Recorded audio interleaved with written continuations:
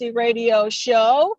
I am in Orlando at Universal Studios. Yes, I'm fancy. I'm fancy. Actually, I'm babysitting. Uh, but I'm taking a little break so we could bring you the show. So excuse the excess noise, but it's real, right? Okay, today we have, of course, our Shelly Shell Williams. Yay! And we have DJ Kid Disco joining us for the conversation. And we have a special guest, Tori Ragsdale. And we are going to dive into Tori's life after this commercial break. Come back. The PPC Radio Show, hosted by Cinda Williams, co-hosted by Shelly Shell Williams. Music by DJ Kid Disco on the Grown Folks Radio. WGFB FM Radio. So are you ready? How it used to be. Something for everyone. 24/7, 365. After these messages, we'll be right back. The COVID. Cinda Williams here, and welcome to the Grown Folks Radio World. Wednesday afternoons from 2 to 4 Eastern, I host the PPC Radio Show with Shelly Shell Williams. Hey everybody, it's Shell Williams, Philly's Oprah. We got some important stuff to talk about. Fridays at noon Eastern, I present the PPC Podcast. It drops on Spotify, Anchor, Apple Podcasts, iTunes, and many more. Please join me for real talk, great guests, lots of laughs, and powerful, precious conversations that can fill your self-help treasure chest with gems. Listen, you only think you know Cinda Williams, co-host of the PPC Radio Show and the Melanated Morning Show. You've seen her in films with some of the GOATs. You may have even heard her sing her way to the top. You don't have to judge the book by its cover. You can get the book and read it cover to cover. I'm talking about Pink Panty Confessions by Cinda Williams, available in paperback and digital format in all good bookstores. I would probably look in Amazon. Pink Panty Confessions, the book. The COVID-19 vaccines can be our chance to get back to our plans, who we are, what we miss, to get back to each other, to life. But it's okay to have questions, like, how were the vaccines tested? In rigorous clinical trials among adults of diverse backgrounds. Can the vaccines give you COVID-19? You cannot get COVID-19 from a vaccine. Why should I get vaccinated? Protecting yourself also helps protect the people around you.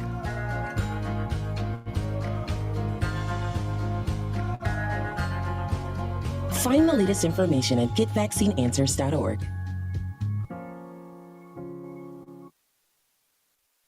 Hey everybody, it is Shelly Shell Williams. Hi, this is Cinda Williams, and I am so blessed to tell you about a new book on survival called Faith, Failure, Success, Volume 2, Surviving the Storm. Erica Summers, Martha Chavez, Latricia Rice, Nicole Reed, Vanya Hudson, and I have come together to share our deepest challenges and how we overcame. Please check it out on Amazon.com and wherever books are sold. Amazon is hiring near you. Earn a competitive wage and start as soon as 7 days. No resume or experience required. Health and safety are a top priority with all of Amazon's roles and sites. Amazon is taking precautions in their buildings to keep people healthy. Go to Amazon.com/apply. That's Amazon.com/apply. Amazon is an equal opportunity employer. WGFB FM Radio. So are you ready? How it used to be. Something for everyone. 24/7, 365.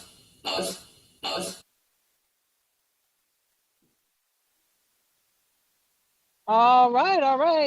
I guess we're not going to have a jingle. Are we having a jingle, Kid? No jingle? All right, let's get started.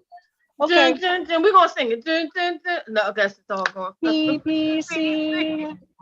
Powerful tool for you. Powerful tool for you and me. Kid, where's my I don't know jingle? what's up with Kid right now, Well, but I'm sorry. I'm sorry. Are you not playing it or what? Yeah, I thought y'all was hearing it. No, we're not hearing it, babe. Okay, let's try this again. All right. We gotta try this jingle. Ah, there it is. PPC, PPC, PPC, yeah. PPC, PPC, CPC, yeah. Joining so we can grow together. Conversation, get that healing. That message with your best friend. Tell them come hear this, yeah. Don't you dare miss your blessings. Powerful lessons, true confessions, yeah. PPC, yeah. A powerful tool for you.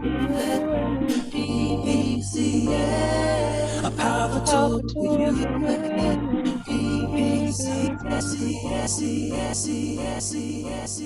All right. See why we had to do the jingle? It's so fun. It's so happy. So we are here. If you're just joining us, I don't have Facebook today, so somebody so shout out to James Patterson, shout out to Robbie D, shout out to Cheryl and Rudy Terrell. So shout out to y'all. Y'all been tuning in. They wanted to hear They wanted to hear the jingle. They wanted to hear it. They was waiting for it. Exactly. That reminds me, Kid, I got an idea about it for next week. Cinda, can I make a sure? Can I do a shout out real quick? Guess who I heard from? Who? Siobhan. Oh wow! How is she? She's doing great. She's out of rehab. She's walking and talking and everything. Amen. Hallelujah. And she That's a blessing. She wanted me to tell you hi. Hi. Thank God, everybody. Yeah. We have a success story from the COVID travesty. Okay. Well. Okay, Tori. Thank you for joining us. We have a question from you that Shelly Shell wants to present. Go for it, Shelly. All right. Since you finally heard the whole PPC, I heard you listen to the words, and one of them was True Confessions. So it is True Confessions time. Dun, dun, dun, dun. Dun, dun, dun, dun. Are you ready? So you have to give us a true confession, and then we have to follow suit. So a true confession, don't have to be deep, it could be but something shocking. No, I'm kidding. All right. True confession. Oh, it's wide open like that. We said be ready. Oh, you said you was ready. True confession. I was a little intimidated, okay, and initially, meeting Cinda and hearing more about this, PPC. I said, how does my, story fit? And she made me feel safe. She ingratiated me into this space, into this community, and in the context of this month of Father's Day, shared her experience and her story too, with this being around the anniversary of some important moments in her family's life. She made me recognize that pink panties applies to both men and women, at least the transparency and the vulnerability that it represents. So true confession, I was a little nervous, but Cinda brought me right on into the fold. And from connecting with Shelly Shell and DJ Kid Disco, I'm feeling right at home. Oh, cool. All right. I like that. So go ahead, follow suit, Cinda. Are you intimidated by yourself? The sun got me intimidated right now. This 107-degree sun. You know what? I'm really weird that way. I've never really been intimidated by. Okay, you know what intimidates me sometimes? And I have to have full-grown conversations with myself. Calling people about business, the electric company, anybody, IRS, those calls intimidate the crap out of me. Although rationally I understand I'm grown, they make me feel like I'm two.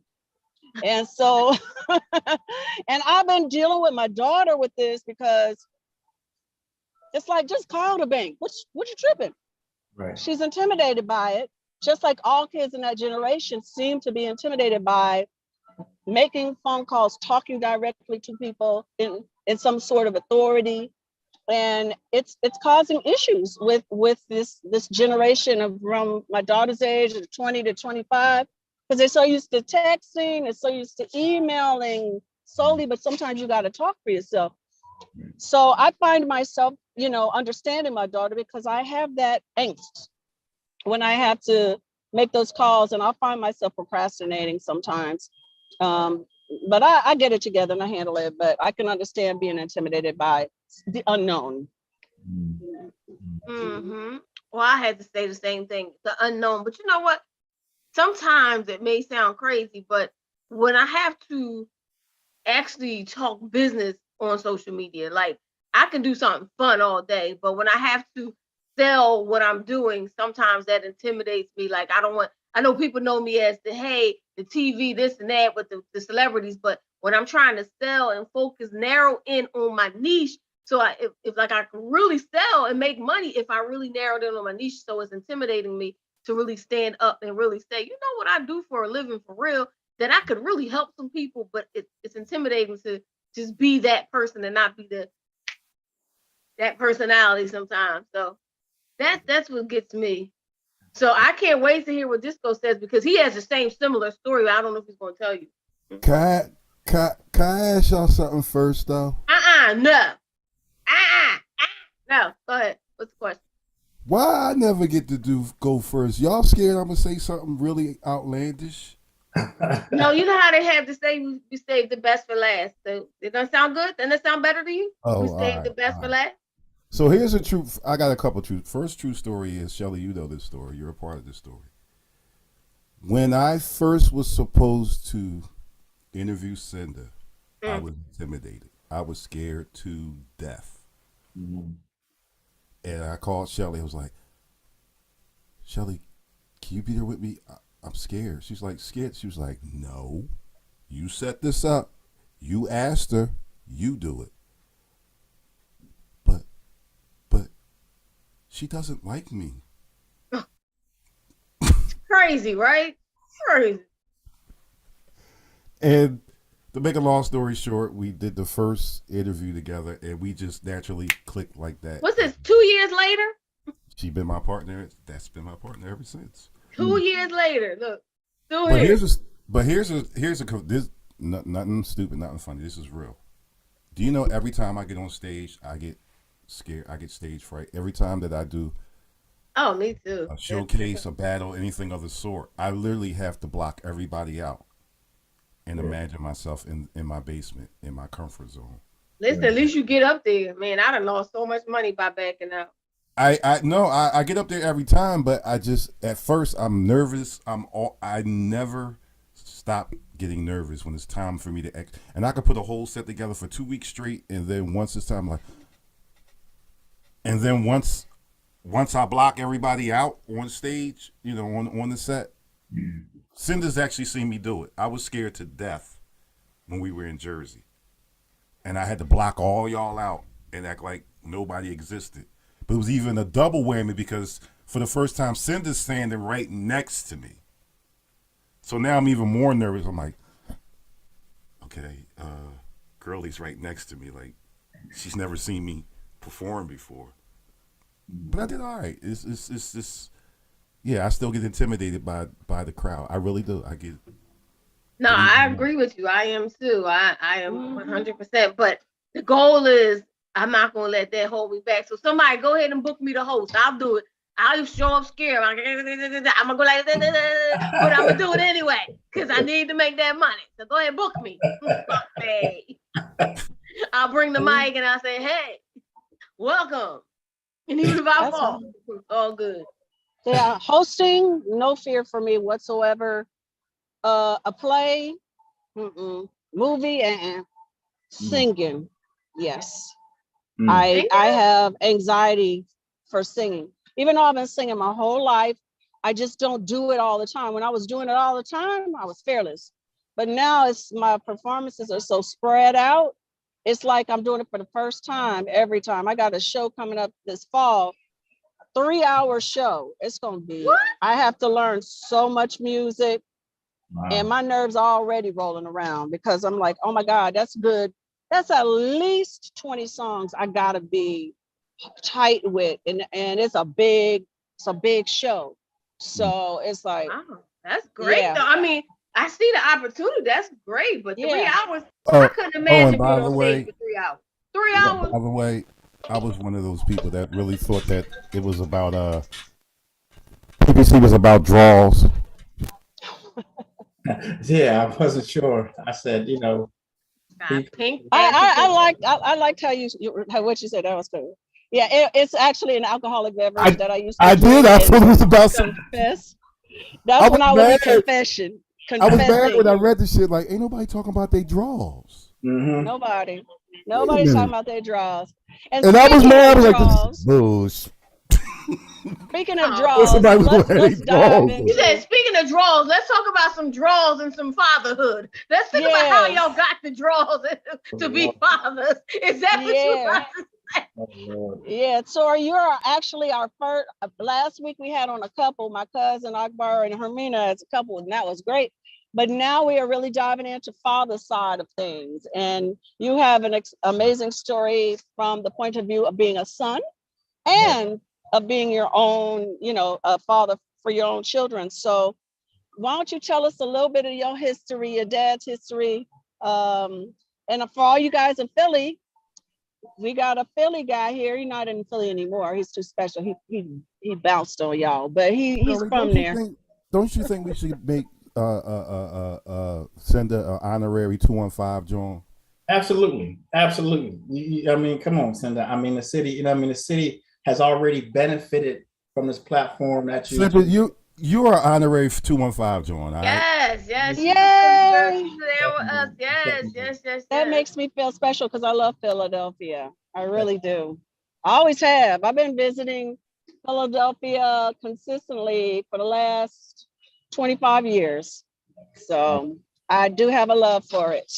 I love the East Coast, period, though. I'm an East Coast girl. I don't know how I'm not there.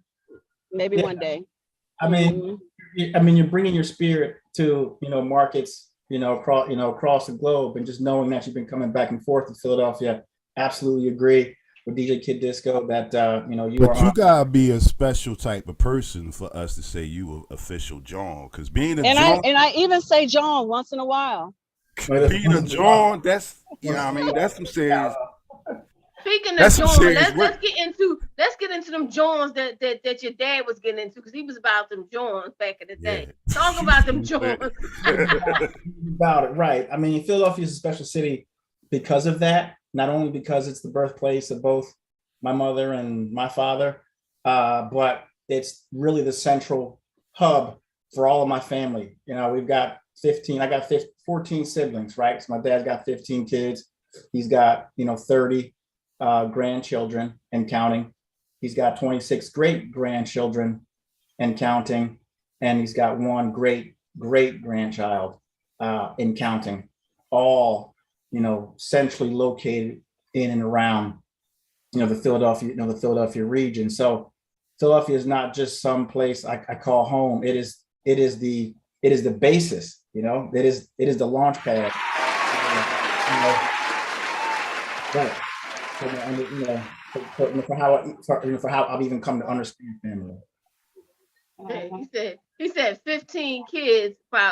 His dad had 15 kids, so he So was definitely. You're from South Philly, right?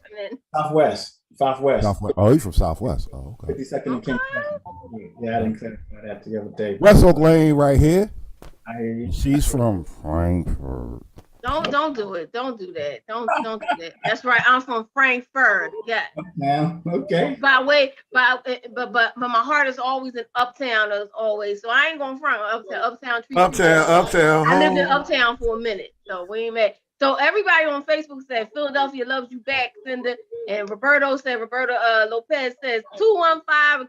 So we Philly loving right now. Philly loving.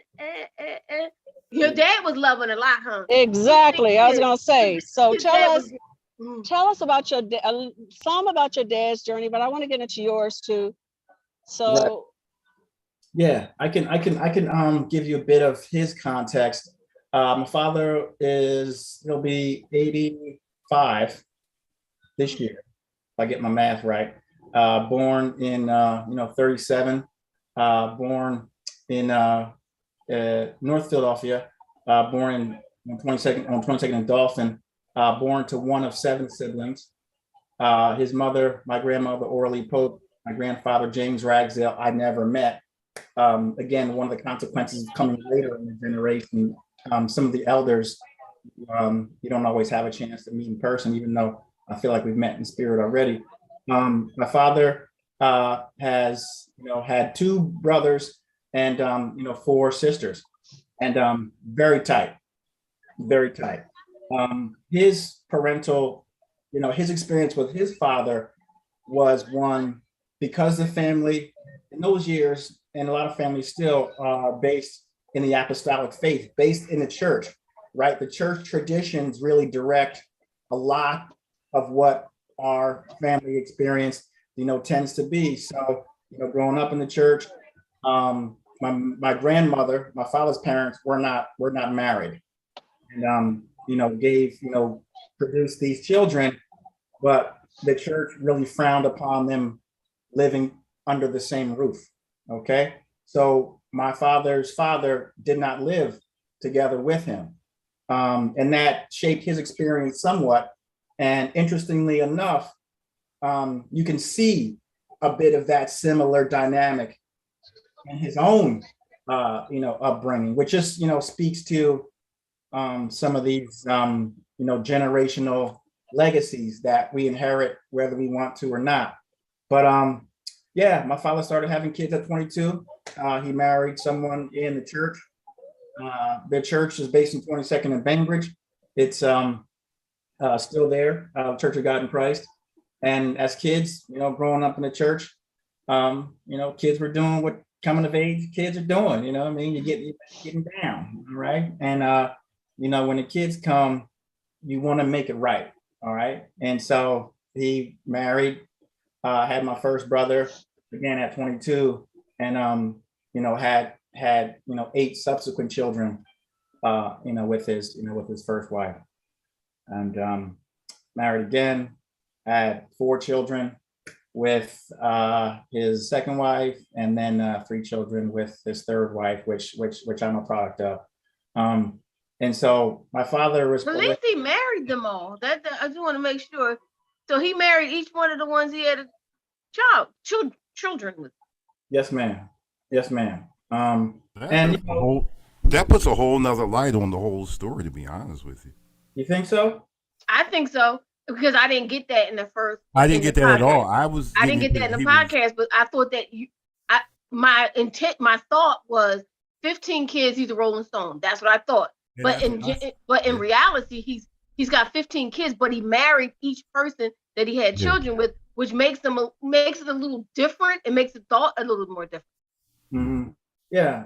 I mean, how about you, DJ Kid Disco? Is that the same reason why, that distinction resonates a little differently for you too? That's exactly why. Yeah. Because that's the first thing I thought while we were recording the podcast. I was like, damn, Pop got around. I'm listening. But he really didn't get around. He didn't. He was solid to me. That was his family. That's a whole. It just sheds a whole nother light. I'm gonna keep it real. It puts a whole nother level of respect. It gives. Yep. I respected him for one thing. When you get to this part of the story, I respected him for one thing. When you said he tried to keep the family together, but it's a whole new level of respect when you're saying he's having these children, but he's married to each one. He didn't just say, "Hey, I got 8 with one, and then I'm a bounce and just." I literally thought he was bouncing around. That's a whole different.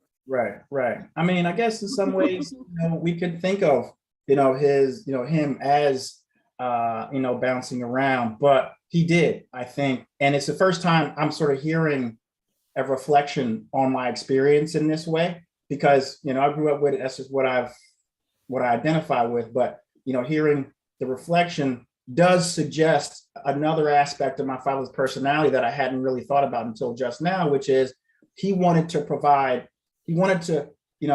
validate these relationships. And in so doing, created, this constellation of relationships of sibling relationships that are legitimate. I mean, and it just helps me, I think, see my father a little bit differently, because it wasn't until just now that I recognized that was very deliberate on his part. And, all of his children know who their father is. I'm going to just keep it real, bro. In the Black community, as soon as you hear that somebody got that many, that's the first thing we think about, because that's usually what we see. Right. And then, like I said, in speaking about it, you didn't say it. Like, you didn't say, well, yeah, my father has 15 kids and he was married to each one of the mothers. It was, he's got 3 different mothers. So you think of, and I was thinking, only 3 with 15? Oh man, what was he? I said, what? Right. He could have did more. Yeah. And so that does bring some structure, right? It does reinforce a sense of unity that, evolved, as he did. But yeah, it does reinforce the sense of structure that I'm not just, passing by. I have had and still, remain, committed to the mothers, plural, of my children, which does feel like my father, Joe Rags, for everybody listening, if you've never heard of J. Justin Ragsdale, Joe Rags, a little bit more about him. When he started in business, barely graduated high school, but started working for his uncle right after high school, who was a window cleaner, and started washing windows at some of his uncle's projects around the city. And, very quickly realized he can start doing this stuff on his own, and needed to make more money because my first brother had just been born. So he took a mop and a bucket, window cleaning squeegee, and a bucket over his shoulder on, Passyunk Avenue, and was walking down. Back in those days, there were great big storefront plate glass windows. And he would just walk in each shop and say, hey, look, do you need your windows cleaned? Some folks would say yes, some folks would say no. And that was how he was making money. As a day laborer, walking the streets of Passyunk Avenue, cleaning windows. When he talks about that story, he talks about, it feels distant as he says it, because it feels so otherworldly. We wouldn't think of doing that right now, but there's some grit in there. There's some hustle in there to say, I gotta feed my children. Let me do what I know how to do, which was cleaning windows at the time. He picked up a few other contracts as a janitor, cleaning bathrooms and dumping waste baskets at the end of the night. I remember plenty of nights going to Bassett's Auto Tags on Broad Street and Criscone Oldsmobile out, by the airport where all those auto, dealers are. And he started this business as a janitor, and he bought his first truck, and he brought a lot of his kids along for the journey. We didn't really have a choice, but that's what I did. Weekends and summers, I wasn't going to school dances and working. He had enough of them. Shoot, he could have a whole bunch of businesses. He could be having, he could have a contract for every day, every 5 minutes, 15 kids. Listen, y'all gonna work today. Right. And some of it was probably by necessity, that he needed help to do some of this work. But I think there was also an aspect to say, at least it was my experience working in this family janitorial service that grew over time, but I was interacting with my brothers mostly. We'll talk about, my sister's roles in the business. That's a little bit different. and I think does speak to a bit of my father's chauvinism, okay, if you will, and wanting to protect his girls from some of this dirty work that he was doing to support it. But I just say all that to say, my pop started out, hustling on Passyunk Avenue, hustling as a window cleaner, grew a business that, evolved to being a window cleaner on 1 and 2 Liberty Place, doing new construction cleanup on, at 30th Street Station. I remember vivid memories of building in the Children's Hospital, not too far from Frankfurt. So I just say all that to say, like, there's an aspect of entrepreneurship and hustle that was driven by, I think, the reality of needing to feed children. But there's an aspect of, I got to go get money the best way I know how. We're going to find out how he got that money after we go. We're going to go to a break real quick. And when we come back, it's going to be a quick break. So don't y'all go anywhere. Let's shout out to everybody that's watching, which is a few people just came on. So y'all keep watching, and we'll be back after this break. And we're going to find out how he made that money. Just money. He said we were going to a break. WGFB-FM radio. So are you ready? How it used to be. Something for everyone. 24/7, 365. After these messages, we'll be right back. Taking a family of 5 to the amusement park can cost a small fortune. Oh, yeah. So to save some money, we thought, hey, let's bring the amusement park to us. Yeah. Go ahead. All right. All right, everybody out there in Facebook world, we are still here. The commercial was talking about an amusement park, and I feel like Cinda's sitting in the middle of amusement. I am. If I could get some money from these folks, I would talk about them a lot more, Yeah, we're not going to talk about the place. Believe me, I understand sponsorship. But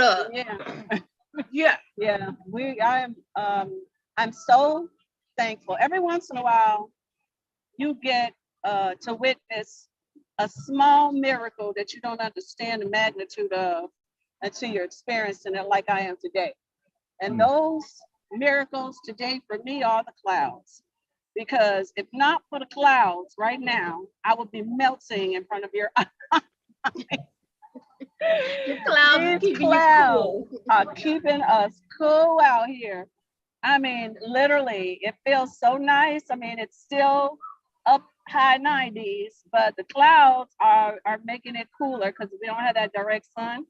So it's moments like that when I'm like, thank you, Jesus. Thank you. Because I'm telling you, right before when I put my glasses on, it's because I was feeling dizzy. I was like, I'm about to faint on what in the world? Yeah, seriously. But I just got, thankfully, I just got this thing on clouds. So clouds. I've got sunshine on the cloudy day. Yeah. Malik said, beautiful story. Let me know when you're ready to write the book. I can't wait for you. Don't say it now, but I can't wait for you to tell the story. Malik Jenkins. Malik. Yeah, he's doing that. He's doing that, Malik. Yep. By the way, Malik, tonight I should be back at somebody's house in time for the show, but I may not be able to call in because I don't have my computer. So I'll be on my phone, hopefully, to support you. So I can't wait to watch your show tonight. He says Sophia Stewart is on with him tonight on his show. Yeah, the creator of Terminator and the Matrix. So, cool. Yeah, so that's going to be a really good story. Nice. That's what's up. You go, Malik. Truth. You speak that truth, Malik. I was gonna say something similar to that. You especially, I'm sure, have to be careful out in that hot weather because everybody knows brown sugar melts now. Try to stay cool because in their buildings to keep people healthy. Go to Amazon.com/apply. That's Amazon.com/apply. Amazon is an equal opportunity employer.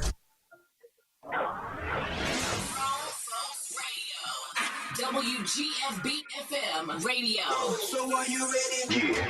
How it used to be. For everyone. 24/7, 365. It's the PPC Radio Show. Hosted by Cinda Williams. Co-hosted by Shelly Shell Williams. Music by DJ Kid Disco. On the Grown Folks Radio. Yo. Welcome back to the PPC Radio Show. Thank you everyone for listening in. And for those of you that listen in later, thank you very much. Make sure you share this and tell all your friends so we can build our numbers. How's that sound? Can y'all do that? Share it. When we put the show on, share it for us with your group and maybe we can grow it, because I think the people that we have on deserve a phenomenal amount of attention for the things that they're doing, no matter how small they think it is. It's important to us and should be important to everyone. So anyway, Tori, let's dive back in. I do want to get to Eddie's segment at the end, so let's get through your dad so we can get to you, because you are a father too. So and plus, you got to mention your museum, right? You guys. So you tell us what you want us to know. That this is your stage. Cool. Alrighty. Well, Cinda, thank you again for creating this platform and inviting folks, like me to, tell the story, and Shelly Shell and DJ Kid Disco for giving the platform to elevate everyone's voice. Right. So like I said, my pop, I can give you stories upon stories that make him special in my life, and I think make him special in the lives of his children and his grandchildren, great grandchildren. But he also has a spirit of fatherhood to those who weren't born into this clique, into this kinship, if you will. And I think of that, as a mentor. A lot of guys that I was working with in this family business, as I call it, looked at my dad as a father. Would bring all kind of, questions about, relationships and, navigating very tight spaces with respect to, their own children. And he's always been there to provide a perspective. I can tell you times I've, called him when things weren't going well, and this time or another time, and he said, well, this will pass, or what you need to do is, X, Y, Z. And I just had to say, a lot of us as men and as fathers go through, you go through a set of experience, particularly after your first child. But I just say to say you're not by yourself, and find those who've been there to connect with you. The truth is, there are not very many of us. I mean, not very many of them. I don't even think of myself as a model yet. I've had the benefit of my pop to kind of share experience and the elders who've been there and all of that. But I just had to say there are men, and if you're looking for a relationship with a man who can share a perspective with you, I'm going to direct you to Lest We Forget Museum, LWFSM.com, because later in my father's journey, he was attempting to rediscover himself, and went to his father's birthplace and remembered sitting with his uncles in Smithfield, Virginia, and one of his uncles, who had fought on the Confederate side of the Civil War. A lot of us don't even think that blacks fought on the Confederate side of the Civil War, but you were enlisted forcibly or otherwise to fight. And so one of his uncles was telling the stories of the Confederate, fight. And one of the guys he was talking to, my uncle's friend, said, it's a shame that these stories that, we fought and died and things we did as old folks are gonna, die when we do. And my Uncle Bub put his hands on my father's shoulder and said, no, they're not, because this young buck is going to tell him. So my father's been a storyteller. And so he began collecting African Americana over the past 20, 25 years. He's collected, thousands of artifacts, painting, memorabilia, and it is on exhibit at the Lest We Forget Museum of Slavery, based in Philadelphia. There's a lot of work we're doing.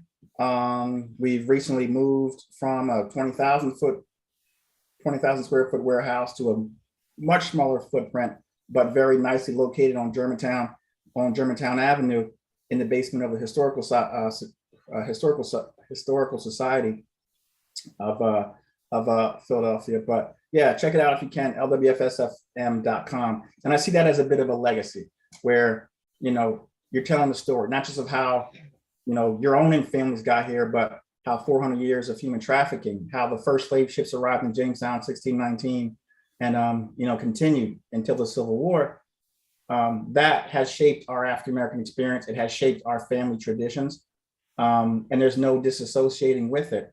And so the best thing we can do is try to step into it constructively, learn how, consequential that period of our history was, but then try to make good on it. So if you get a chance to check out lwfsfm.com, please do. You're on mute. So yes. That's the acronym for Lest We Forget, you guys. Lest We Forget. Lest We Forget Museum in Philadelphia. Yeah. Mm-hmm. So check it out. So, okay. You don't consider yourself a model, but you are. You're sitting here, you're talking on the show, you're representing your family, the city of Philadelphia, the East Coast. So don't belittle your what you're doing at this point. And I asked you this on the podcast, but I want to ask you here because a lot of folks don't listen to that. I have different audiences. So what would you say the thing that you learned most from your experience with your dad? And we all know that, there's ups and downs, there's flaws, there's triumphs, there's all kind of stuff. But what did you learn that you find yourself using the most with your own children? Sure. Thanks for the question, Cinda. And I remember when you did ask me this question on the podcast, and you want to answer about, engagement, being one of the things you took from, your father, and being engaged with your children. I would say, making sure your children know who each other are and have strong relationships, regardless of what marriage you're on, or whether their children live in the same city or the same town or the same house. Invest and commit to building relationships among your children, because that is the spirit of the African American experience. Sometimes we focus on Black love and relationships and male-female relationships, and there's no harm in that. But what these relationships produce are special, and making sure there's cohesion, in that in those outcomes. So making sure your kids have strong relationships with each other, regardless of when they were born, whether there's a generational gap or where they were born. If you got children on the East Coast or West Coast or whatnot, I would say make sure your children have deep, connected relationships and will go to war for each other. But now that you're adults, right? Question. Do you have big family dinners like for Christmas and the holidays? Do y'all all get together and and have this big family shindig for the holidays? Because I'm sure it's gonna be packed. Y'all need a whole stadium. Sorry. We did. My sister had her retirement party. She was the first one to retire, and she retired last month, actually on my birthday, April 30th. And we rented the ballroom. She ran the ballroom at the Hilton on City Line Avenue. And there must have been 300 people there, a lot of family and friends.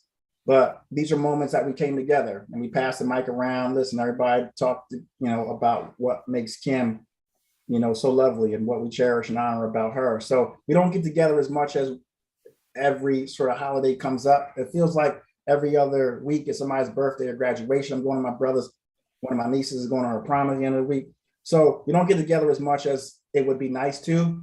I mean, as a large extended group, but there are moments where we do make sure to come out and reconnect.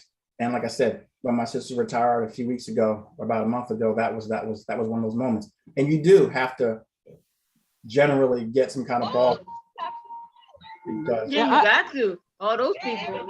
I would say that also that Black love that you were talking about, talking about Black love and stuff, is a direct correlation to our children, because Black love creates those children. So it's not only about us getting along as romantic partners, but us figuring out our lives when it comes to our extensions, and if we have children, what happens with those children and how we raise those children. And it seems that your dad really was a model for how to make that work, well ahead of his time in actuality. Because like Shelly and DJ Kid Disco were saying, oftentimes when someone has multiple children with multiple women, they are not in a committed relationship. So kudos to your family and your journey. We do want to jump into this question that DJ Kid Disco has for us because we are running low. This hour goes really quickly. DJ, what's up? Okay. Straight and to the point. Who has bigger double standards, men or women? Double standards. Double standards? I'm gonna give you a prime example. I'm gonna give you a prime example. What's that? I'm gonna give you a prime example, which has to do with this topic we were talking about. Okay. A man, even down to Batman, millionaire playboy Bruce Wayne, it's okay to be basically a whore.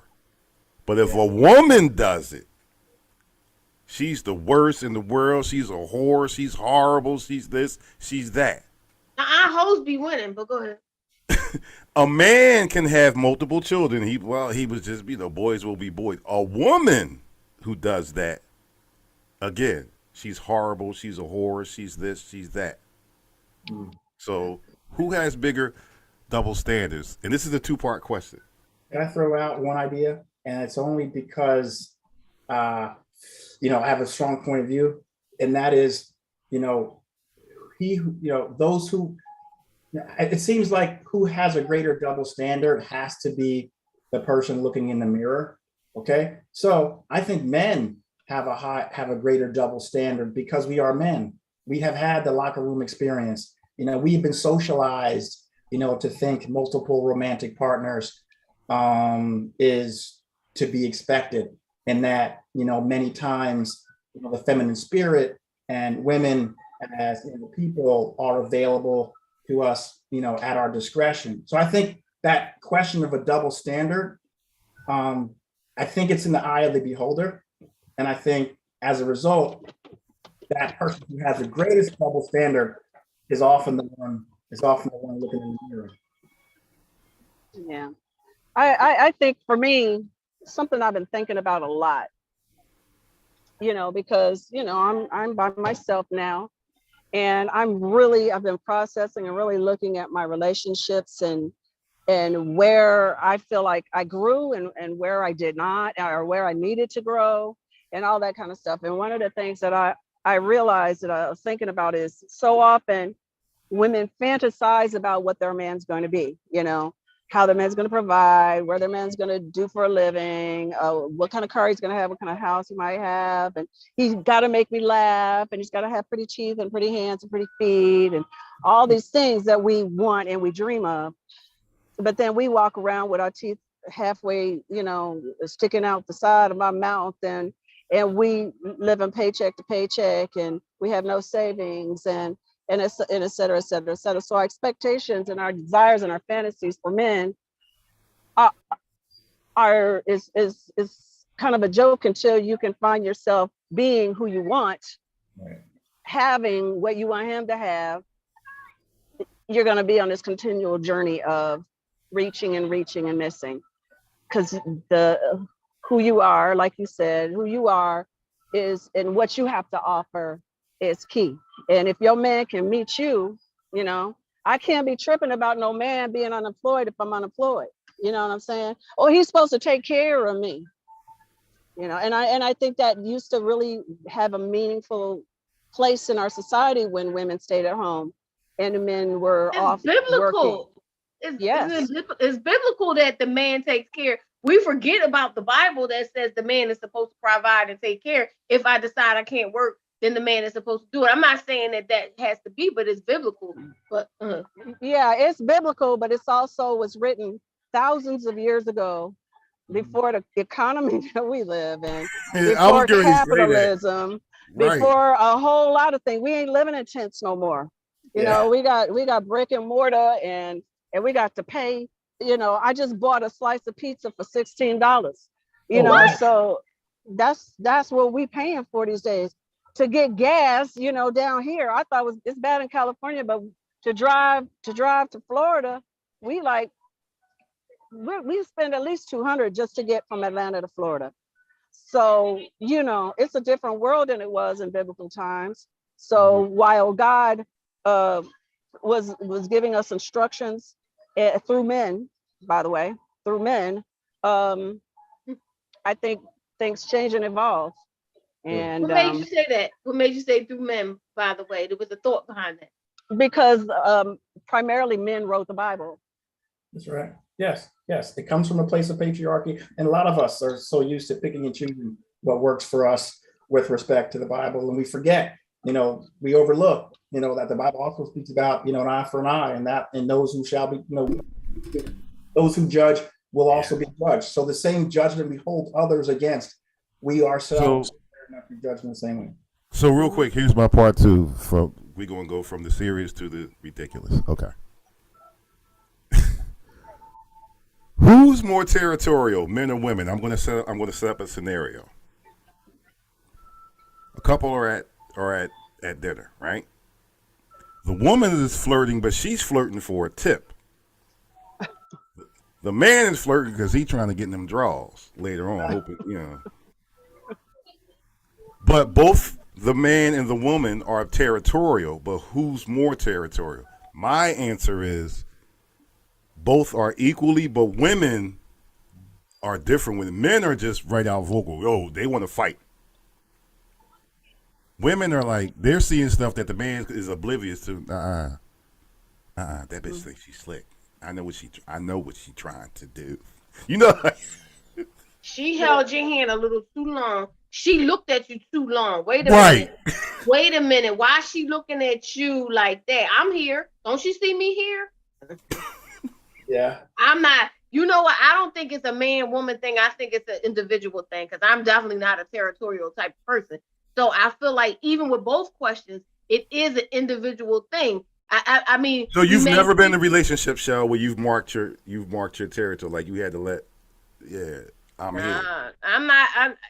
That's just not who I am. So I don't need it. If I gotta mark my territory, that ain't my Negro. That's not my. I was going to say another word, but that's not my dude. If I have to walk around and be like, that's mine. If I gotta keep doing that, it's not mine. So and it's not yours. I don't need to do it. You guys. I check the man first. I check my man before I check anybody else. I have seen women throw themselves at some of the men I've been with. They just like all up in their face, and they're just like, my man was just like, and keep on moving. What do I have to say if he acts like that? What do I have to say about her if he says, I ain't interested in that, I got this? You know what I'm saying? So right. Shelly's absolutely right. I'm only territorial when it comes to my children. When it comes to my children, you better watch out. Don't say the wrong thing. I'm not ridiculous. I believe in a tribe. I believe in people, but I'm very territorial when it comes to my children, but not with my man, because my man is an individual and he makes decisions. Speaking of pink panties, I've woke up the next day and it'd be some, she done left her drawers under the bed. What is you trying to do, sis? You forget that. I mean, listen. You ain't forget them jaws. Like, I'm not saying those people don't exist. They probably do exist. I'm just saying I ain't one of them. Shelly ain't one of them. Yeah. And doesn't it, like, aren't we saying like territorial? It means different things in different contexts. Being territorial of your children is a value. That's a blessing. I don't think that's territorial. I think that's survival instinct of a mother. Protection. Which is what being territorial is.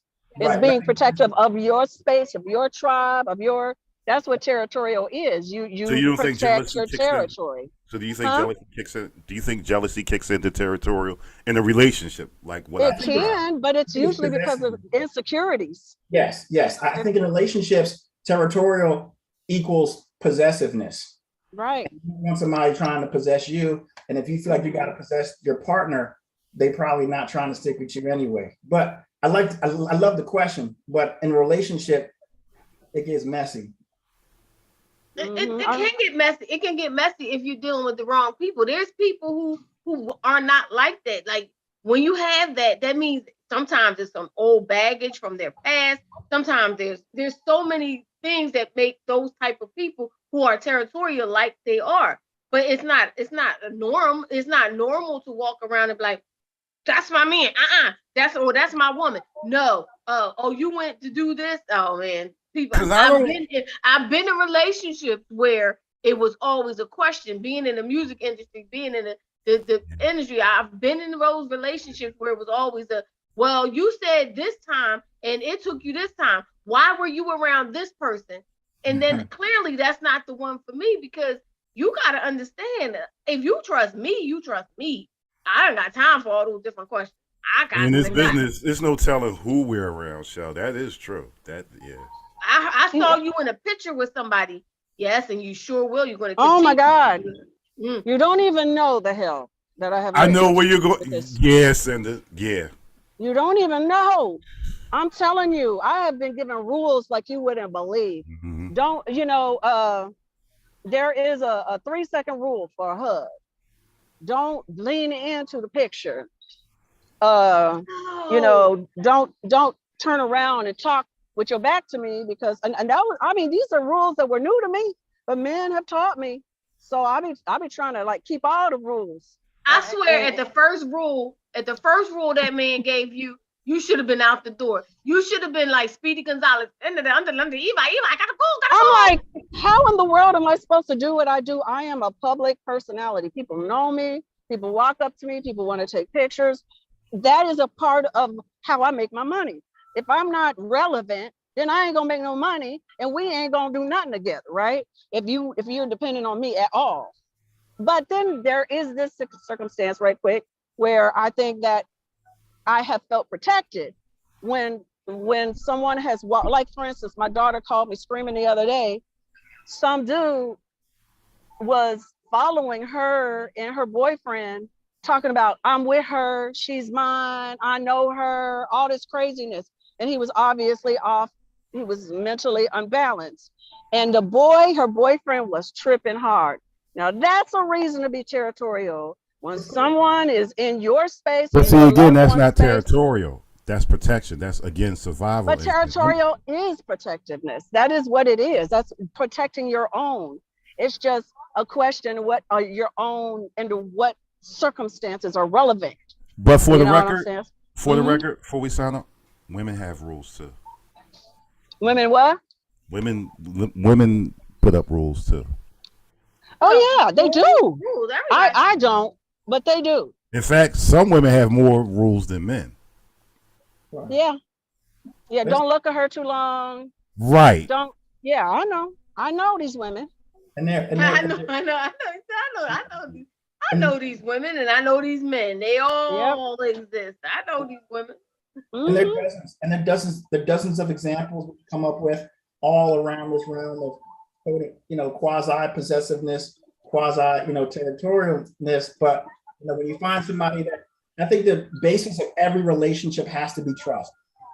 If every relationship is based fundamentally on trust, the boundaries where you feel the need to be territorial, or the boundaries with which you feel the need to be possessive, kind of diminish, because your partner with you with that partner. Obviously, your partner can always jump out and do something crazy, but if you trust them and they trust you.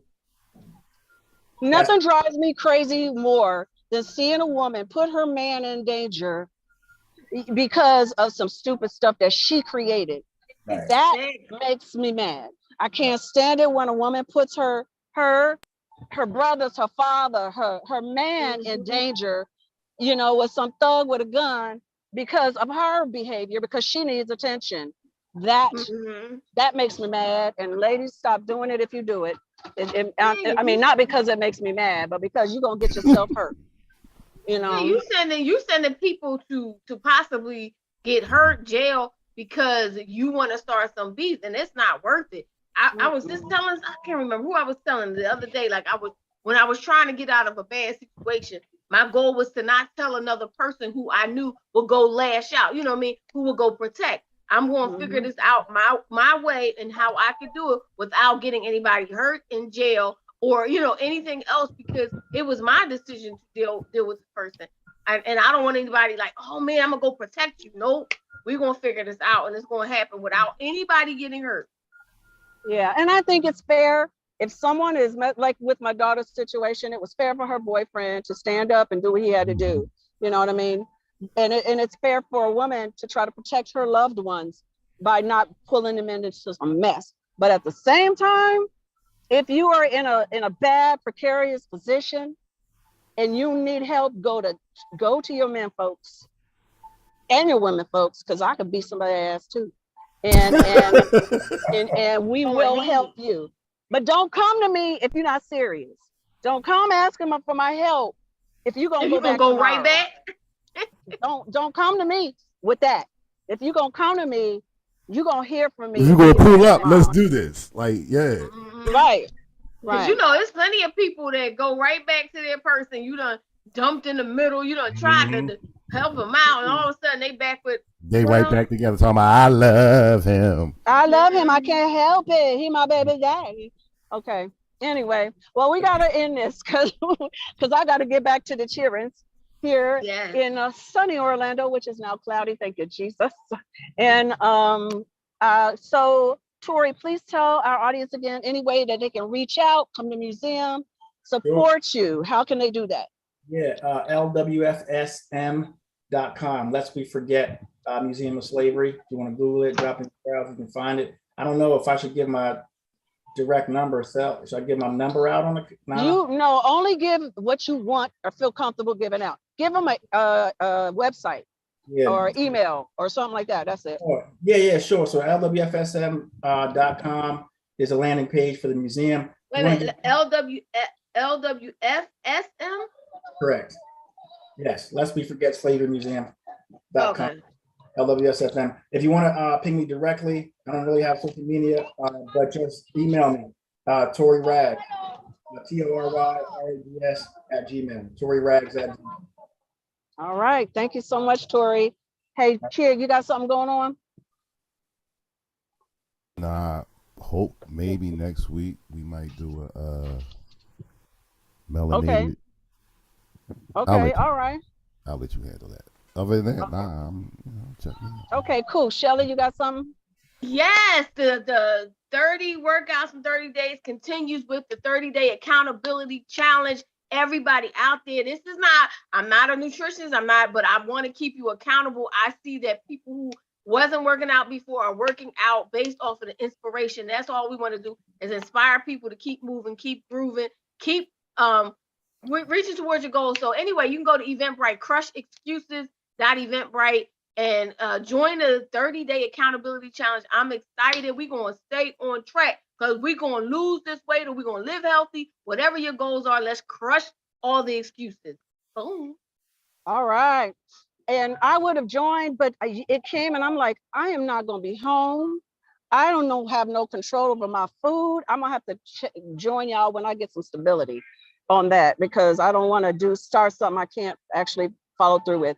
This week, you guys, if you please find the time, check out the podcast. This week I got Tory Guns, or not Tory Guns, dang on it, Peter Guns, Lord Jesus. Peter Guns is coming on Friday, Anchor, Spotify, Apple Podcasts, and more. He is going to talk about being the father of 10 children and his life in the public eye, Love and Hip Hop, his hosting the Cheaters show, all that kind of stuff. So it's going to be a lot of fun. It's a little bit longer podcast than normal because he had a lot to say, and DJ Kid Disco joined us. And Kid, I'm sure, killed it on the samples, y'all. Y'all gotta listen. Just listen to the music. He added all of Peter's songs in there. It's awesome. So you blame it on me that it went over, right? So it was. No, I'm sure it is. I know you had a ton of questions. Oh my God. It was my fault. It was. No. Peter had a lot to say, and he still got more to say next week. So next Wednesday, I'm going to be actually at a place inside, thank God. And we're going to do the show there. So please check out the podcast and the radio show next week. And you got sweat in your eyes. I got sweat. I got flies. I got leaves. Only thing, thank God, I don't have a direct sun. Thank you, Lord. All right, y'all. Well, thank you, everybody that's Everybody listening. for tuning in. Yes, Focus James. Hello, Focus. How are you? Daniel Eccles, Tim Smith, James, of course, James, Malik. Thank y'all so much for tuning in. Thank you for listening. Sharing is caring. So keep on sharing. All right. Yes, please. All right, y'all. Love you. Thank you so much. God bless you all. Until next time, that's a wrap.